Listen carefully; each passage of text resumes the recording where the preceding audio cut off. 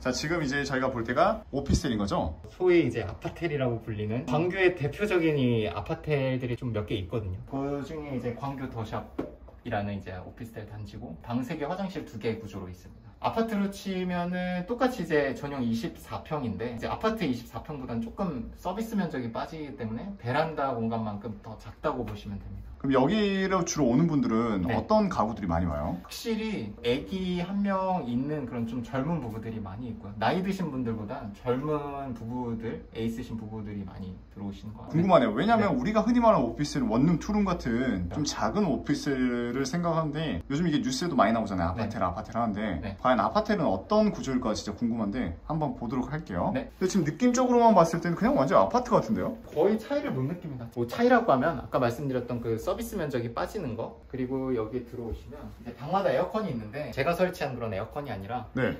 분양할 때 애초에 이런 그 내장형 에어컨이 달려 있는데 차이점이 있는데 우리가 보는 이제 상가에 들어가는 에어컨 있지 않습니까? 상가에 들어간 에어컨이요? 네, FCU라고 해서 어떤 순행식으로 운행이 되는 그 에어컨이거든요. 이게 네. 좀 아파트랑 또 차이가 있습니다. 아, 이게 우리가 흔히 쓰는 그런 에어컨이 아닌가 보네요. 그게 아닙니다. 네. 그럼 이게 우리가 작동할 수 없는 거예요? 관리실에서 에어컨을 틀 수 있게 뭔가를 열어줘야지 이제 네. 우리가 운행을 할 수 있습니다. 그게 좀 약간 불편하기도 한데 그걸 기간을 좀 넉넉히 줘서 크게 불편하진 않았어요, 이번 여름에도. 그러니까 우리가 틀고 싶다고 틀 수 있는 건 아닌가 보네요. 그렇죠. 개별 실외기가 없기 때문에 중앙 난방이랑 비슷하다고 보시면 돼요, 에어컨이. 그럼 여긴 지금 어떤 방이에요? 제 이제 개인 방이고 네. 개인 서재고, 저도 이제 유튜브라든지 이런 교육 일을 하고 있기 때문에 여기서 뭐 줌으로 뭐 저한테 코칭을 받으시는 분이나 이런 분한테 피드백을 드리고, 컴퓨터도 이렇게 있고요. 그냥 일반 아파트랑 똑같은데요? 네, 이렇게 보시면 사실 아파트랑 이 에어컨 말고는 차이가 전혀 없습니다. 오, 그러네요. 이렇게 복도식으로 이어져 있고, 네, 뭐 여기는 뭐 화장실로. 네, 그냥 아파트 화장실이랑 똑같네요.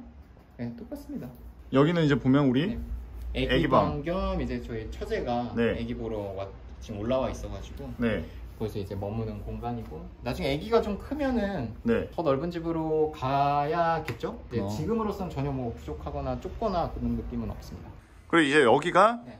거실인 거네요. 누가 보면 이거 그냥 아파트로 볼 것 같아요. 저 아파트랑 사실 내부만 봐서는 아파트랑 크게 차이는 없고요. 전에 집에 살던 데가 다 오피스텔이었는데 소파를 둘 수가 없었거든요. 사실 애기 공간도 있고. 그쵸, 이 되게 큰 소파인데. 네, 이거를 놓게 되면서 이 집이 그래도 거실이 좀 넓구나 이런 걸 알 수 있었던 게, 이걸 놓고도 매트 이런 것들을 같이 놓을 수 있으니까 확실히 넓어졌구나 라는 걸 느낄 수 있었습니다. 그 전에 이런 소파를 놓을 수 없었댔잖아요. 네. 이렇게 거실에 큰 소파를 놓으면 네. 뭐 삶의 질이 좀 달라지나요? 항상 있으면 모르는데 네. 없다가 생기면 이게 진짜 달라집니다. 어떤 특히나 점에서요? 그냥 와이프가 지금 임신해 있는 상태인데 바닥에 앉으면 이게 눌리거든요. 근데 이제 소파가 있으니까 이렇게 기댈 수도 있고 뭐 그런 부분들. 전에 집에선 저희는 애기 이제 재우고 이제 나와서 좀 이렇게 쉬어야 되는데 앉을 데가 소파가 네. 없으니까 바닥에 앉아 있고 막 그래. 아, 진짜요? 네, 바닥에 앉는다는 것 자체가 조금 기분도 그렇기도 하고, 이사 가면 꼭 소파는 두자라고 해서 놨는데 되게 많이 이용을 하고 있어요. 그리고 아까 말씀 안 드렸는데 여기 매트가 시공이 다 된 거예요.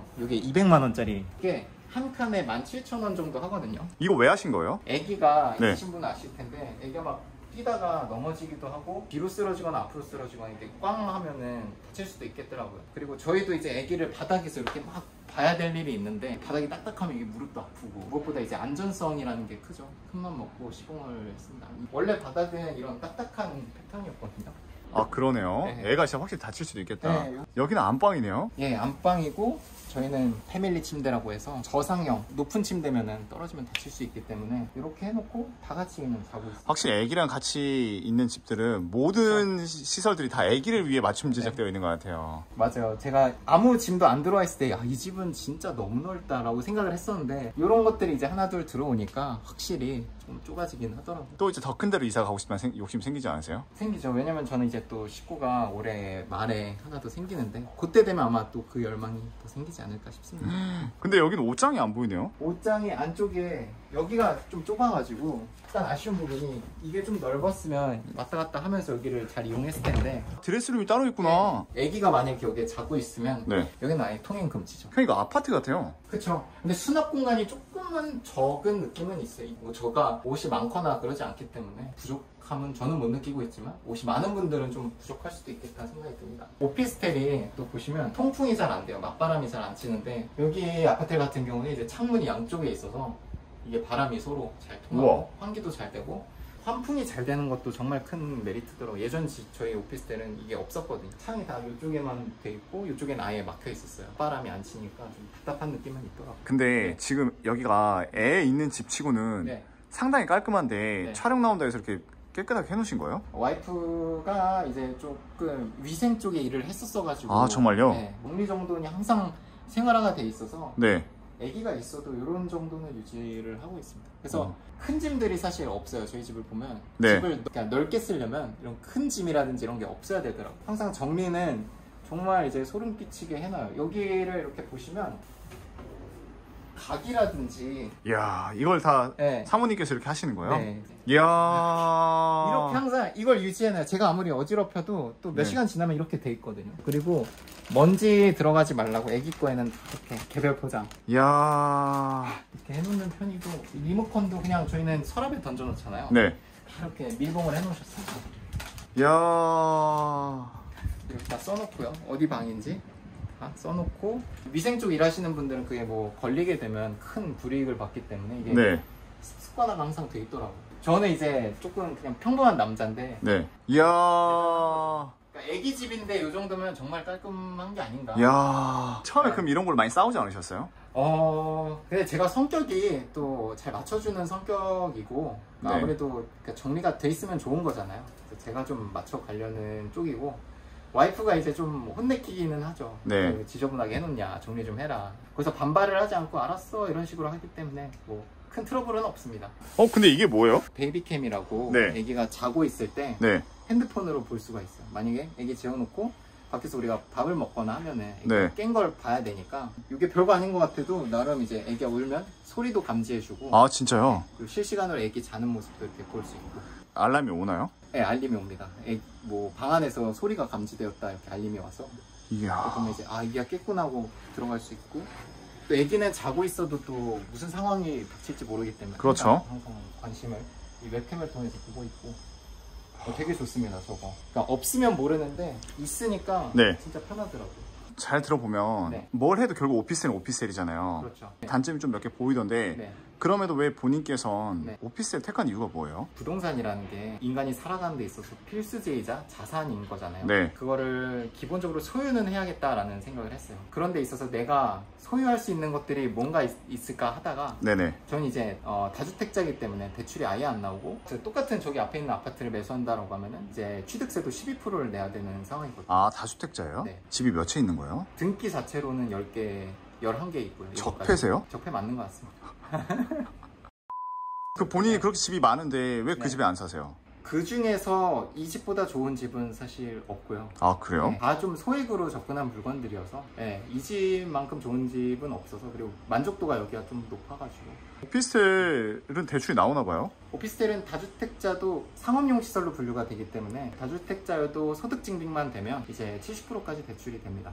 70%요? 그리고 취득세도 단일세율 4.6%로 적용이 되고, 예전엔 단일세율 4.6%가 비싼 거였는데 이젠 제가 12%를 내야 되니까 그쵸. 상대적으로 저렴해지게 된 거죠. 그럼 여기가 상업용이면 전입신고가 안 되는 거 아니에요? 오피스텔이라는 게 네. 호텔과 오피스의 그 합성어거든요. 네. 그러니까 상업용, 이제 뭐 여기서 사업을 하실 수도 있지만 네. 주거용으로 신고를 하면 주거용으로도 같이 사용이 되죠. 아, 그러면서도 70% 대출이 나오는 거예요? 그렇죠. 그러면 지금 이 집을 들어왔을 때 네. 얼마에 매수를 하셨었던 거예요? 제가 7월 달에 9억에 계약을 했어요. 올해 7월이요? 올해 7월에.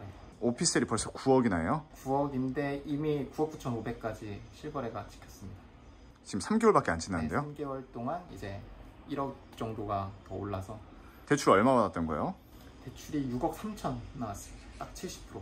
그럼 나머지 2억 7천은 네. 현금이 있으셨던 거예요? 그 나머지 금액에 대해서는 제가 이제 결혼하면서 네. 제가 모았던 돈, 와이프가 모았던 돈, 그리고 부모님이 일부 도와줬던 돈, 그게 합치니까 한 1억 정도가 되더라고요. 네. 그 금액으로 저는 전세를 들어간 게 아니라 제가 살 수 있는 집을 샀었거든요. 그래서 산 집이 다행히 이제 상승장과 만나서 올라가면서 갈아타기를 하면서 계속 불려져 나갔던 것 같아요. 그동안 당연히 이제 재테크도 하면서 제 돈을 모으기도 하면서 동시에 이제 제 자산의 가치가 올라가게 된 거죠. 그걸 합치니까 이걸 잔금하면서도 이제 추가로 이제 뭐 대출, 뭐 신용대출이라든지 이런 걸 굳이 안 끌어와도 잔금을 치룰 그 자금은 되더라고요. 6억 3천을 대출 네. 받았다 했잖아요. 네. 6억 3천에 대한 대출 이자가 만만치 않을 것 같거든요. 한 달에 이자 얼마 나오세요? 한 달에 이자만 지금 200만 원 나오고 있습니다. 그거밖에 안 나와요? 이 영상이 나갈 때는 또 바뀔 수도 있지만 네. 제가 대출 받았던 이제 7월만 하더라도 그 원리금은 그대로 두고, 그러니까 만기 일시 상환 방식으로 이제 대출이 나왔거든요. 그러니까 원금은 그대로 두고 이자만 계속 매달 내는 거죠. 근데 아마 아파트 대출 같은 경우에는 그 원리금을 무조건 같이 갚아야 되는 걸로 알고 있어요. 오피스텔은 그러니까 만기 일시 상환에서 이자만 냈다가 그렇죠. 나중에 갚아도 되는 거예요? 나중에 뭐 전세를 준다던가 집을 판다던가 이때 그냥 같이 갚으면 되죠. 몇 년짜리로 하신 거예요? 저는 35년짜리. 그럼 35년 뒤에 그 돈을 마련할 수 있을 것 같으세요, 6억을? 35년 뒤에요? 네. 자신 있습니다.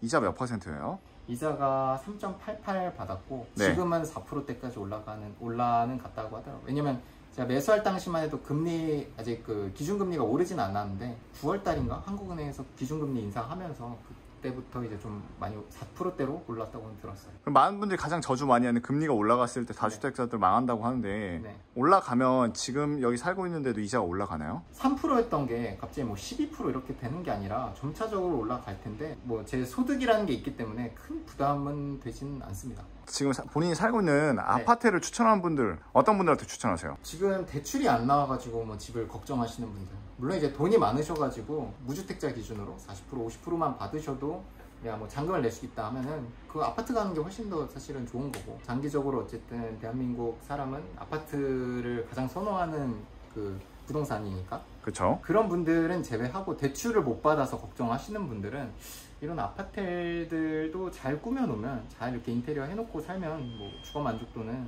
뭐 아파트랑 별반 다르지 않다고 생각합니다. 근데 이제 많은 편견이 있는 것 같아요. 오피스텔은 안 오른다, 오피스텔은 뭐 거래가 안 된다.